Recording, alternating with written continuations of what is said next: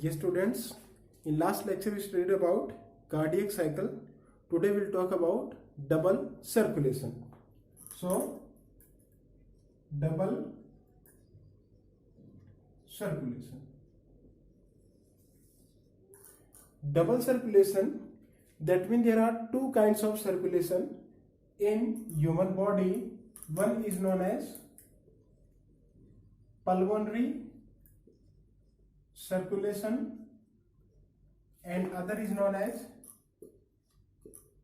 systematic circulation. Okay, so pulmonary circulation, that means this is the circulation between heart and lungs, and this is the circulation between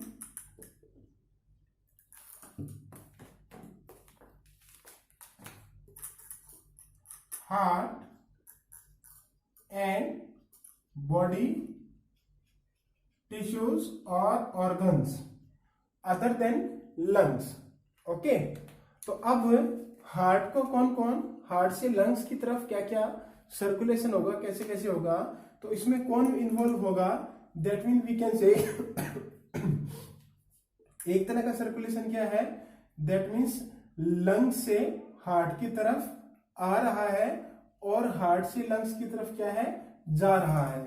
तो जहां से आ रहा है lungs में वो है left atrium and name of blood vessel उसका क्या नाम है, दैट इज पल्मोनरी वेन. तो पल्मोनरी वेन में कैसा ब्लड है, ऑक्सीजनेटेड. ओके, नाउ फिर ब्लड किससे जाता है, राइट वेंट्रिकल टू लंग्स, किसके through, with the help of pulmonary artery. Okay, यानी कि वो सर्कुलेशन जो पल्मोनरी वेन लेफ्ट एट्रियम में आता है, देन राइट वेंट्रिकल से डीऑक्सीजनेटेड ब्लड जाता है पल्मोनरी आर्टरी से लंग्स की तरफ. तो ये जो एक सर्कुलेशन है ये है हमारा pulmonary circulation. Now in systematic circulation, systematic gene मतलब जो कंप्लीट सिस्टम में आता है बॉडी के, तो इसमें कौन कौन इन्वॉल्व होगा, इसमें इन्वॉल्व होगा लेफ्ट वेंट्रिकल, देन ऑर्टा, ये फिर किस में जाएगा, टिश्यूज में, उन टिश्यू से किस में जाएगा, ये वीना कावा में, और वीना कावा से वापिस ऊपर की तरफ किस में आएगा, राइट एट्रियम में. तो एक हमारा हम ऐसा पाथ फॉलो करेंगे जिसमें लेफ्ट वेंट्रिकल से ऑर्टा में जाता है और वीना कावा से वापस जाता है राइट एट्रियम में. तो यहां पर ऑर्टा में है दैट इज ऑक्सीजनेटेड है और यहां पर क्या है, डीऑक्सीजनेटेड है. क्लियर है. तो अब ये जो है, ये जो ऑर्टा से जो ब्लड जाएगा वो क्या, न्यूट्रिएंट्स एंड ऑक्सीजन सप्लाई करेगा बॉडी टिश्यू को और वापस किसका अपटेक करेगा, CO2 का. ओके, तो एक तो हमारा सर्कुलेशन है पल्मोनरी और दूसरा है सिस्टमेटिक. अब इसको देखो in the form of diagram.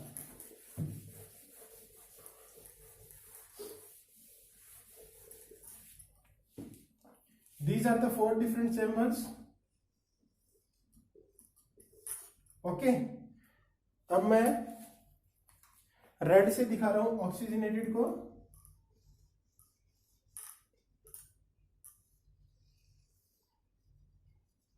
और ब्लू से दिखा रहा हूं डीऑक्सीजनेटेड को.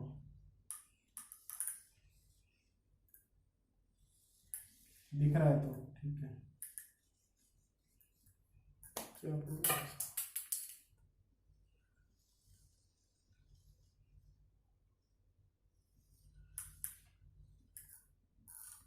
Okay, now see this. This is pulmonary vein, ये ऑर्टा, ये vena cava, and this is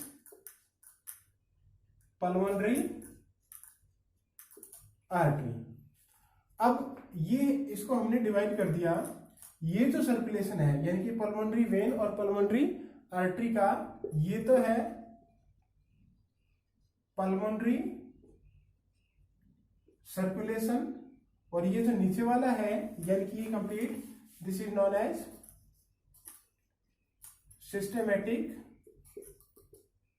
circulation. Clear है? तो अब इसमें आपको ये ध्यान रखना है कि पल्मोनरी सर्कुलेशन में ऑक्सीजनेटेड ब्लड कहाँ है, डीऑक्सीजनेटेड ब्लड कहाँ है, किस चैम्बर से आ रहा है? इस चैम्बर में आ रहा है यहां से, इस चैम्बर से जा रहा है यहां पर, और इसमें इस चैम्बर से जाएगा यहां पर, और इस चैम्बर से, इस वेन से जाएगा यहां पर। क्लियर है? तो ये हो गया डबल सर्कुलेशन। ये डायग्राम बुक में गिवन है, थोड़ा सा उसमें दिखा रखा है। अब देखो, now see, different different blood vessels हैं, उससे ब्लड कैसे पास होता है? जिससे आर्टरीज हैं, आर्टरी फर्दर डिवाइड होती है आर्टेरियोल्स में, वो फिर डिवाइड होंगी कैपिलरीज में। ये हमने पहले भी आर्टरी वेन के डिफरेंस में किया था। तो ऐसे ये टिश्यू तक पहुंचेगा, फिर वापिस अब आएगा। तो पहले वेन्यूल्स होती हैं, बहुत स्मॉल वेन्स, फिर उनसे वेन्स बनती है, और फिर लार्ज वेन बनती है, that is known as vena cava. तो ये ऐसा रहता है, बुक में गिवन है, इसलिए थोड़ा सा बताया है। Now there are two other system except double circulation, हालांकि वो इसी के अंदर ही एक्चुअली सर्कुलेशन का ही पार्ट है, but they are little bit different. तो one is known as hepatic portal system. Hepatic mean liver, hepar mean liver. तो इसमें क्या होता है कि जो इंटेस्टाइन से जो ब्लड आता है, डीऑक्सीजनेटेड ब्लड, वो डायरेक्ट हार्ट में ना जाके वो पहले लीवर में जाएगा और फिर किस में जाएगा? हार्ट में जाएगा। That means the blood from intestine first move towards liver, then liver से किस में जाएगा? हार्ट की तरफ जाएगा।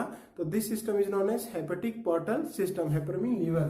तो that mean a unique vascular connection exists between digestive tract and liver called hepatic portal system।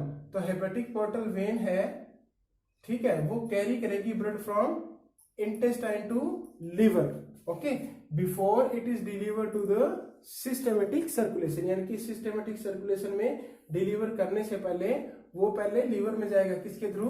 With the help of hepatic portal vein, okay. यानी कि हम ऐसा कह सकते हैं, intestine, then liver, then systematic circulation, okay। one more system here is known as coronary system। जो coronary ही हम word use करते हैं हार्ट की ब्लड वेसल्स के लिए, okay. coronary artery, coronary vein। अब हमने पल्मोनरी आर्टरी, पल्मोनरी वेन देखी, ऑर्टा देखी, वेना कावा देखी। They are blood vessels for different different body organs, चाहे वो वहां भेजना हो चाहे लेके आना हो। बट हार्ट मस्कुलेचर और हार्ट मसल्स और हार्ट इटसेल्फ रिक्वायर ब्लड, उसको भी तो ब्लड चाहिए ना। वैसा तो नहीं है कि जो किचन में खाना बनाता है, मॉम खाना बनाती है तो वो खाएगी भी नहीं, तो उसको भी तो खुद को फूड चाहिए। तो क्या है, एक स्पेशल सिस्टम है, that is known as coronary system, जो हार्ट को ऑक्सीजनेटेड ब्लड सप्लाई करता है और वापस डीऑक्सीजनेटेड ब्लड लेके वापस हार्ट में भेज देता है। तो ए स्पेशल कोरोनरी सिस्टम है present in our body exclusively for circulation of blood to and from heart musculature, यानी कि हार्ट को देने के लिए और हार्ट से वापस लेने के लिए। तो जो हार्ट को ब्लड देता है उनको बोलेंगे हम coronary artery. That mean coronary artery वो आर्टरी है जो हार्ट को ब्लड सप्लाई करती है, और कोरोनरी वेन है जो डीऑक्सीजनेटेड वहां से ब्लड लेके वापस हार्ट में पंप बैक करती है। क्लियर है? तो double circulation, hepatic portal system and coronary system. Clear है? इन तीनों को अलग अलग करके आपको समझना है। Now we have to discuss about the different disease about we can say heart, और we can say disease about circulatory system. फिर हमारा एक ईसीजी बचेगा। क्लियर है? अब देखो, different kinds of disease, only the disease given in NCERT, और कुछ नहीं।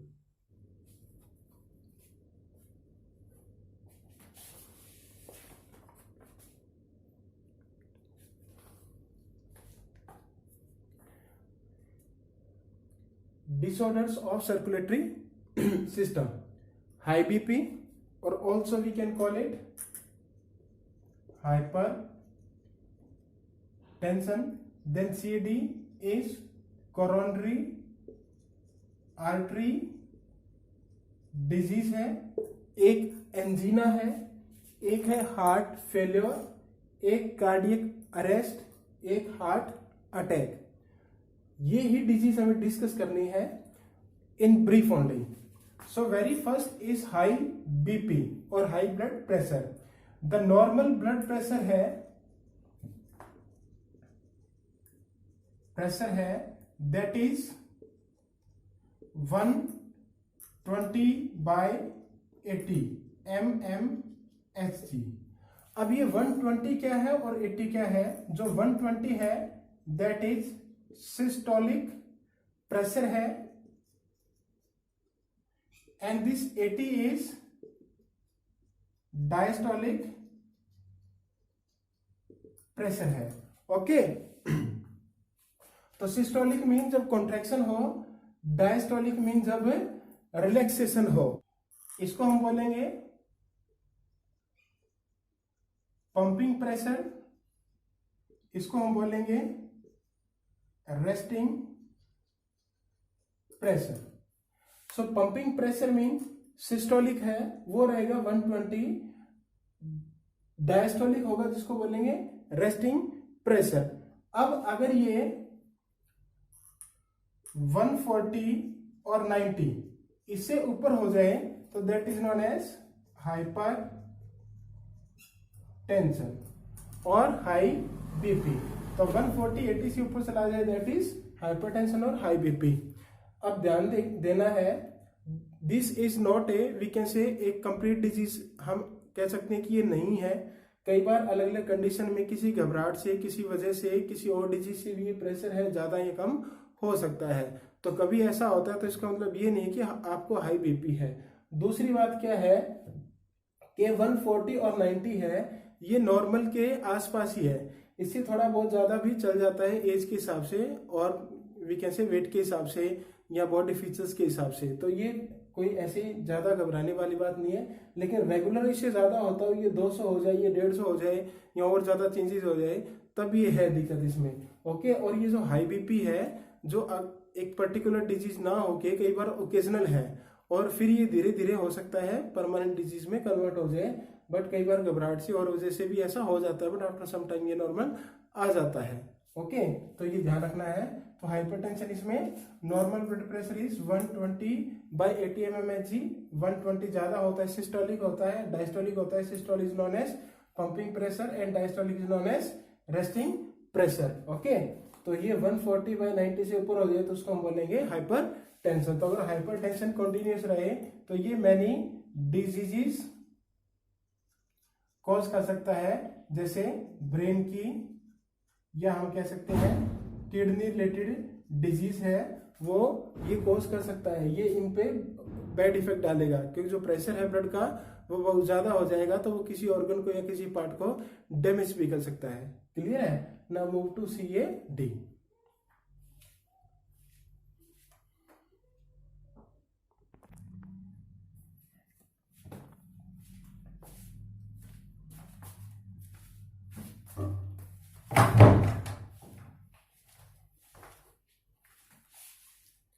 Next is CAD, coronary artery disease. अभी मैंने आपको बताया coronary artery is a artery which supply blood to the heart muscles. Okay अब उसमें किसी भी तरह का ब्लॉकेज आ जाएगा तो वो नैरोअर हो जाती है। आर्टरी पहले से ही नैरो होती है, उसमें कुछ सब्सटेंस डिपॉजिट होने से वो और ज्यादा नैरो हो जाती है, तो उसको बोलते हैं coronary artery disease. Okay so coronary artery disease भी बोलते हैं इसको, या KAD इसकी फुल फॉर्म है। ये फुल फॉर्म है इसकी CAD की। ऑफन रेफर्ड एज एथेरोस्क्लेरोसिस भी इसको बोलते हैं, ये नाम ध्यान रखना। Affect the vessel that supply blood to heart, तो वो कौन सी है? कोरोनरी आर्टरी होती है। इट कॉज्ड बाय, क्यों होती है? डिपोजिशन होता है किसका? कैल्शियम का हो जाए, चाहे फैट का हो जाए, चाहे कोलेस्ट्रॉल का हो जाए, या किसी भी फाइब्रस टिश्यू का हो जाए। वो क्या करता है? Which makes the lumen of artery narrow, तो नैरो कर देगा उसको, तो उससे फिर ये ब्लॉकेज होना शुरू हो जाता है उसमें। ओके, तो that is known as coronary artery disease. Next is angina. Angina बहुत ही कॉमन एक डिजीज है, सबने कभी न कभी फेस की होगी, नहीं की होगी तो हो सकता है किसी और ने की होगी, कि चेस्ट पेन होता है और लगता है पता नहीं क्या हो गया। जनरली चेस्ट पेन एसिडिटी की वजह से भी हो सकता है और किसी और वजह से भी हो सकता है, लेकिन ये जो एंजीना की बात कर रहे हैं that is a acute chest pain है। कई बार जो हमारे हार्ट को प्रॉपर सप्लाई नहीं होती ऑक्सीजन की, तो जिससे फिर क्या होता है वो थोड़ा सा वी कैन से हम ऐसा कह सकते हैं कमजोर हो जाता है, यानी कि थक जाता है ये मानो, तो वो उससे क्या होता है चेस्ट पेन होता है। तो angina also called angina pectoris. Symptom क्या है इसका, एक्यूट चेस्ट पेन है। एक्यूट पेन है, थोड़ा सा होता है, किसी भी एज के मेल फीमेल में हो सकता है, लेकिन मोर जो कॉमन है वो हम कह सकते हैं कि मिडिल एज के, ये एल्डरली है उनमें होता है। मेरे साथ ऐसा बहुत बार होता है। ओके, तो सिम्टम एक्यूट चेस्ट पेन है व्हेन नो इनफ ऑक्सीजन, जब no enough oxygen reaching to heart muscle. तो कैसे होगा कि occur due to condition that affect the blood flow, यानी कि कोई भी ऐसी कंडीशन जो ब्लड फ्लो को अफेक्ट कर रही है, तो उससे फिर ये ऑक्सीजन सप्लाई प्रॉपर नहीं होगी, तो जिससे क्या होता है एक्यूट चेस्ट पेन होता है। 10 मिनट 15 मिनट 20 मिनट बाद वो ठीक हो जाता है, कुछ ऐसा मतलब इश्यू नहीं है। क्लियर है? तो angina also called angina pectoris, symptom acute chest pain है when no enough oxygen reach to the heart muscle, occur due to condition that affect the blood flow, then more common among middle age and elderly. बाकी male female किसी में भी, किसी की as में भी हो सकता है। क्लियर है? तो सीएडी, एंजीना, हाइपरटेंशन। अब हमारे पास 3 रहेगी, वो और देखो। क्लियर है? Now see, heart failure, arrest, attack. Heart failure, cardiac arrest, heart attack. तीनों वर्ड से मतलब से ही पता चल रहा है फेल्योर। फेल कौन होता है, जो अपना काम अच्छे से नहीं करता, ये डिफरेंस पूछा जाता है इसमें। फेल कौन होता है, जो अपना काम अच्छे से नहीं करता, यानी कि हार्ट फेलियर में हार्ट अपना काम अच्छे से नहीं कर रहा है। दूसरा है कार्डियक अरेस्ट। अरेस्ट का मतलब पकड़ना, रोकना, पकड़ना और रोकना। तो हार्ट जो बीट कर रहा है उसको ऐसे पकड़ लूं, उसको बीट ही ना करने दूं, उसको बिल्कुल अरेस्ट कर लूं, तो वो होता है कार्डियक अरेस्ट। और थर्ड है हार्ट अटैक। अटैक का मतलब किसी को पीटना। अगर मान लिया मुझे कोई पीटे या किसी चीज को कोई मारे, अटैक करे, तो अटैक करने से कोई बॉडी या कोई चीज क्या होगी, डैमेज होगी। तो इसमें तो कुछ डैमेज होगा, इसमें अरेस्ट में बिल्कुल अरेस्ट बंद हो जाएगा, इसमें फेलियर मतलब ये काम ढंग से नहीं करेगा। तो इन तीनों वर्ड में ही इनका आंसर है, ये ध्यान से देखना है। और इनमें डिफरेंस बहुत बार पूछा जाता है। तो heart failure is also known as congestive heart failure. Congestive heart failure क्यों कहते हैं, इसको आगे बताऊंगा। हार्ट फेलियर का मतलब क्या है कि when heart not pumping blood effectively, pump नहीं कर रहा है effectively enough to meet the needs of the body, यानी कि इतना इनफ पंप नहीं कर रहा है कि वो बॉडी की रिक्वायरमेंट को फुलफिल कर दे, तो that is known as heart failure. तो फेल हो रहा है, दैट मीन्स अपना काम ढंग से नहीं कर रहा। ओके, तो इसका वन ऑफ जो मेन सिम्टम है वो है congestion of lungs. Congestion mean कह सकते हैं हम ब्लॉक, यानी कि लंग्स के काम को ब्लॉक करता है, लंग्स को ब्लॉक करता है, तो that's why it's known as congestive heart failure. तो हार्ट फेलियर मतलब अपना काम ढंग से नहीं कर रहा है। Second is cardiac arrest. Arrest से क्या मतलब चल रहा है कि वो काम ही नहीं कर रहा है, करने दे रहा है, उसको पकड़ लिया बिल्कुल। तो हार्ट स्टॉप बीटिंग, हार्ट है वो स्टॉप कर देता है बीटिंग का, बीटिंग। ठीक है, तो ये हो गया cardiac arrest. Third one is heart attack. Attack नाम से पता चला है कि कुछ डैमेज हो रहा है, कि हार्ट मसल है वो सडनली डैमेज हो जाती है बाय इनएडिक्वेट ब्लड सप्लाई। तो इनएडिक्वेट ब्लड सप्लाई की वजह से जो हार्ट की मसल है वो डैमेज हो जाती है, तो उसको बोलते हैं हार्ट अटैक। तो फेलियर मीन ढंग से काम नहीं कर रहा है, अरेस्ट मीन बीट करना बंद कर दिया, अटैक मीन डैमेज हो गया। क्लियर है? तो इन तीनों में हमें प्रॉपर डिफरेंस करना है। मैं एग्जाम में जरूर पूछता हूं हर चैप्टर की कोई ना कोई डिजीज, तो जितनी भी डिजीज आएगी हमारे इन चैप्टर्स में वो ध्यान से करनी है। क्लियर है? एक टॉपिक है दैट इज ईसीसी, वो हम नेक्स्ट लेक्चर में करेंगे, और रेगुलेशन है वो अभी नहीं करेंगे। क्लियर है? Okay, thank you.